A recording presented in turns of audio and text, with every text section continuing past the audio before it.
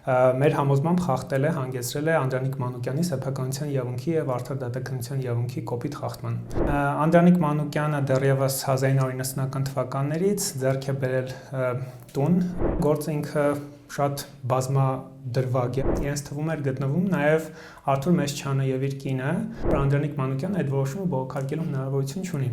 Բարև ձեզ, Արնոլդ լրատվականի հարգելի հետևորդներ, այսօր մենք զրուցելու ենք փաստաբան Արնոլդ Վարդանյանի հետ։ Բարև ձեզ, պարոն Վարդանյան, շնորհակալ ենք մեզ զրույցի հրավերն ընդունելու համար։ Արդեն տևական ժամանակ է, ինչ զբաղվում եք Անդրանիկ Սարգսակյան-Մանուկյանի տան գործով, խնդրեմ նախ հիշեցնեք մեր հետևորդերին, թե ինչ գործ է, ինչպես բացվեց եւ ինչ շարունակություն ունեցավ։ Բարև ձեզ, շնորհակալ եմ հրավերի համար։ Ես ներգրավել եմ գործին Սահմանադրական դատարանում ներկայացություն իրականացնելու մասով, մասնավորապես Անդրանիկ Մանուկյանի սեփականության իրավունքի եւ արդար դատականության իրավունքի խախտմանը վերաբերյալ։ Անդրանիկ Մանուկյանը դեռևս 1990-ական թվականներից ձեռք է բերել տուն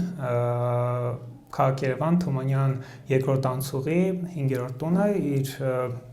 հարակից տարածքով, որովհետև դա եղել է տնային տնտեսություն, եւ այդ ժամանակաշրջանից ի վեր բնակվել է այդտեղ։ Հետագայում 2017 թվականից սկսած տարբեր բիզնես ծրագրեր են ներկայացվել այդ տարածքում շինարարական կառուցապատման աշխատանքի կատարման, բազմաբնակարան շենքի կառուցման վերաբերյալ եւ այն գործընթացը, որ տեղի է ունեցել եւ անցել է դատական ընթացակարգերով առաջացյանից մինչեւ Վճռաբեկ դատարան, մեր համոզմամբ խախտել է, հանգեցրել է Անդրանիկ Մանուկյանի սեփականության իրավունքի եւ արդար դատականության իրավունքի կոպիտ խախտման։ Այդ հիմքով ներկայացված է եղել Սահմանադրական դատարան դիմում, որը վերջերս 2025 թվականի մարտի 14-ի որոշմամբ ընդունվել է քննության։ Իսկ նպատակը ո՞րն է եղել, պարզել եք գործի քննության ընթացքում, պարզ է ձեզ համար նպատակը ո՞րն էր։ Նպատակ չի, այստեղ գործընթացը տեղի ունեցել հետևյալ կերպ, երբ որ մի փոքր ավելի դատավարական նախապատմության մասին խոսեմ,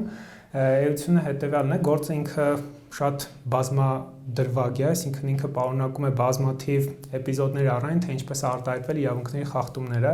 որովհետև ի սկզբանե նախապատմությունը այն աստիճանի հին է, սկսած այդ 2017 թվականներից, այն իր մեջ ներառում է բազմաթիվ պետական մարմինների կողմից հասցեագրված դիմումներ, գրություններ առայն, որ այդ տարածքում ընդհանրապես կառուցապատման աշխատանքներ չպիտի իրականացվեին, որովհետև նորմատիվները պահպանված չէին եւ տվյալ պարագայում այդ նվազագույն նորմատիվների չպահպանված լինելու պարագայում այդ կառուցապատումը այդտեղ տեղի ունենալ չէր կարող։ Եվ այն ինչ մենք այսօրվա դրությամբ ունենք, այդ կառուցապատումը փաստացի իրականացվել է Անդրանիկ Մանուկյանի տան ներսում։ Այսինքն այն տարածքի մեջ, որ ինքը ժամանակին դեռևս 1990-ական թվականներին ձեռք է բերել եւ ունի սեփականության իրավունքի լեգիտիմ ակնկալիք, դրանով պաշտպանված տարածքի ներսում կատարվել են այդ շինարարական աշխատանքները։ Դրա վերաբերյալ առկա են բազմաթիվ գրություններ, նույնիսկ պետական քաղաքաշինության տեսչական մարմնի կողմից եղել է գրություն առայն, որ շենքը փաստացի իր տեղում չի կառուցվել, որ դուք պատկերացնեք խախտումների բնույթը եւ իր տեղում չլինելու արդյունքում այն փաստացի կառուցվել է հին վստահորդի Անդրանիկ Մանուկյանի այդ հողամասի տարածքի սահմաններում։ Ընդ որում մի բան էլ ընդգծեմ, որպեսզի պատկերացնեք այս գործի խախտումների աստիճանը, դեռևս այդ երբ որ սկզբնական շրջանում էր գտնվում այդ շինարարական նախագծի թույլտվության հաստատման գործընթացը, դեռևս բակի բնակիչներից շուրջ 131 հոգի դիմում բողոքներ էին հասցեագրել Երևանի քաղաքապետարանին, հայտնելով իրենց անհամաձայնությունը այդ շինարարական աշխատանքների կատարման հետ եւ իրենց թվում էր գտնվում նաեւ Արթուր Մեսչյանը եւ իր կինը։ Հետագայում, ինչպես պարզվել է գործի նյութերի մեջ, այդ նույն դիմում բողոքը մակագրվել է լուծման առնվազն այդպիսի մակագրման թերթիկ, որ գործի քննության շրջանակներում այդ դիմում բողոքը, երբ որ հասցեագրվել է Երևանի քաղաքապետարան, նաեւ մակագրվել է Երևանի գլխավոր ճարտարապետ Արթուր Մեսչյանին։ Այսինքն նույն դիմում բողոքը, որտեղ իր ստորագրություններն առկա են, որ ինքը բողոքում է եւ գտնում է, որ տվյալ դեպքում այդ շինարարական աշխատանքները պետք է կասեցվեն։ Ընդհանուր առմամբ, եթե խոսենք այդ խախտումների մասին, որոնք որ տեղի են ունեցել, դրանք հիմնական շեշտադրումներն են, որոնք իմ կողմից տարվել են Սահմանադրական դատարան, վերաբերվել են նրան, որ տվյալ դեպքում ինչքան էլ տարօրինակ թվա, գործով ստացվել է այնպես, որ պատասխանող հանդիսացող կոոպերատիվը, որ այդ բազմաբնակարան շենքի կառուցումն է իրականացրել, գործով դարձել է հայցվոր։ ընդ որում դարձել է հայցվոր անհասկանալի հանգամանքներում կնքված պայմանագրի, ցեսիայի պայմանագրի հիման վրա։ Այն դեպքում, երբ որ այդ տեղի ունենալ առհասարակ չէր կարող, որովհետև սկզբնական հայցվորը, երբ որ դիմել էր դատարան, ինքը չուներ որևիցե իրավունք, որ մի հատ էլ այդ իրավունքը փոխանցեր գործով անցնող մյուս անձին։ Ինքը ընդհանրապես դիմել էր դատարան ձեռբերման վարամության ուժով իր սեփականության իրավունքը ճանաչելու համար, որովհետև նախկինում այդտեղ բնակվել էր որպես տնվոր, որովհետև ինչպես ես նշեցի, այդ տարածք եղել է տնային տնտեսություն 90-ական թվականներին, եւ հետագայում այդտեղ տարբեր մարդիկ բնակվել են, գնացել են եւ անձանցից մեկը ժամանակին դիմել է դատարան։ Եվ այդ դատական process-ների արդյունքում ստացվել է այնպես, որ գործով պատասխանող ներգրաված այդ բազմաբնական շենքի կառուցապատումն իրականացնող ընկերությունը դարձել է հայցվոր պայմանագրի հիման վրա եւ այս գործընթացը, որով փոխարինվել է հայցվորը պատասխանողով, հետագայում նաեւ Անդրանիկ Մանուկյանին զրկել են այդ որոշումը բողոքարկելու ընթացակարգից 3 դատական ատյանով փաստացի հաստատվել է այն հանգամանքը, որ Անդրանիկ Մանուկյանն այդ որոշումը բողոքարկելու հնարավորություն չունի։ Դա կոմպոնենտներից մեկն է, որը մենք եւս բարձրացրել ենք Սահմանադրական դատարանի առաջ։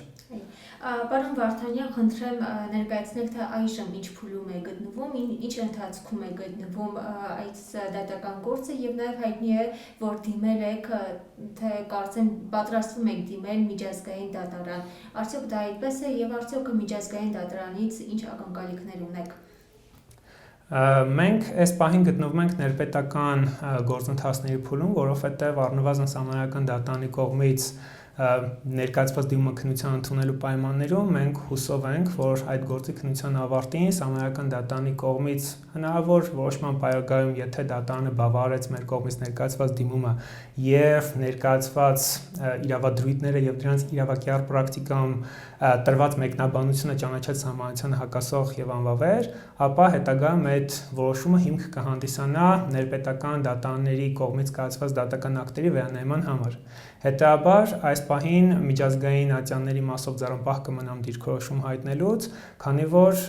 դեռևս փաստացիորեն չեն ավարտվել գործընթացները Սահմանադրական դատարանում դիմումի քննության շրջանակներում այդ հարցերը հնարավոր է դառնան քննարկման առարկա եւ դրա արդյունքում նաեւ հնարավոր դառնա Անդրանիկ Մանուկյանի խախտված իրավունքների վերականգնումը։ Իսկ եթե այնուամենայնիվ գործը հօգուտ Անդրանիկ Մանուկյանի չլուծվի, դուք պատրաստվելու եք դիմել միջազգային դատարան։ Բնականաբար մենք այդ գործընթացի մեջ ենք դիտարկում ենք նաև այդ հնարավորությունը, բայց մինչ այդ, ինչպես նշեցի, ներպետական բոլոր հնարավոր միջոցները սպառելուց հետո կդիտարկենք նաև այդ հնարավորությունը։ Ներպետական դատարաններից, դատական համակարգերից ինչ սպասելիքներ ունեք դուք։ Դեռ հույս ունեք, որ հօգուտ դժոխք կողմի Անդրանիկ Մանուկյանի կլուծվի։ Բնականաբար հույս կա եւ հենց այդ հույսով է, որ այդ դիմումը ներկայացվել է Սահմանադրական դատարան, անկախ այն հանգամանքից, որ առաջացյանից մինչև վճռաբեկ դատարան տեղի ունեցել բազմաթիվ խախտումներ, որոնք իմ կողմից փորձել են հնարավորինս մանրամասն ներկայացնել Սահմանադրական դատարանում, ամեն դեպքում ես հույսով եմ, որ հնարավոր կդարձվի վերականգնել իր խախտված իրավունքները, որովհետեւ անկեղծ ասած, այդ խախտումները բազմաթիվ են, բազմաբնույթ են, սկսած նրանից, որ չգիտեմ, շինթույլտվության այդ նախագծերի հաստատման փուլից դեռևս այն դեպքում, երբ որ դա Անդրանիկ Մանուկյանի այդ տարածքը սեփականության իրավունքի լեգիտիմ պաշտպանության առարկա էր հանդիսանում, տարածքը բնորոշվում էր որպես քանդման ենթակա գույք։ Այսինքն այս մոտեցումները, որոնք որ կատարվել են Անդրանիկ Մանուկյանի սեփականության իրավունքի խախտման շրջանակներում, ըստ էության նույնաբնույթ կամ մոտ են եղել են նույն մոտեցումներին, որոնք ժամանակին կիրառվել են Հյուսիսային պողոտայի կառուցման ժամանակ եւ հետագայում արդյունքների Եվրոպական դատարանի կողմից կայացվել են վճիռներ, որ արձանագրվել են անձի իրավունքների խախտումները սեփականության իրավունքի։ Հետաբար մենք հույսով ենք, որ այս դիմումի քննության արդյունքում որպես վերջին իրավական միջոց հնարավոր կլինի վերականգնել խախտված իրավունքները Անդրանիկ Մանուկյանին։ Վերջում նաև կցանկանամ, պարոն Վարդանյան, նշեք, թե Հայաստանում հաճախ եք դուք հանդիպում նման խնդիրների։ Հայաստանում բազմաթիվ են սեփականության իրավունքի խախտումները, ցավոք պետք է արձանագրել, որ սեփականության իրավունքը անձի պաշտպանված իրավունքներից չի Հայաստանի Հանրապետությունում։ Եվ դրա մասին եմ վկայում թե արդյունքների Եվրոպական դատարանի վճիռները, պատճառները պրակտիկայի, կանոնակարգումների ոչ պատշաճության, Թույլտվությունների մասնապես երբ որ խոսքը գնում է կառուցապատման թույլտվությունների փուլում կանոնակարգումների բացակայությունը, թույլտվությունների տրամադրման ոչ պատշաճ ընթացակարգերը, վերահսկողության ոչ պատշաճ ռեժիմները, որոնք սահմանված են, այսինքն համակցությունը առանձնացնել ինչ-որ կոնկրետ պատճառ եւ ասել, որ այս հանգամանքի պատճառով է որ տեղի ունենում սեփականությունների խախտում, ճիշտ չի լինի։ Քաղաքացիները բավականաչափ տեղյակ են իրենց իրավունքների մասին։ Բնականաբար տվյալ պարագայում իրավական պաշտպանություն հայցելու համար ճիշտ մոտեցումն այն է, որ քաղաքացիները դիմեն փաստաբանին, որովհետև ընթացակարգերը բավականին բարդ են, տարբեր իրավունքի ճյուղերում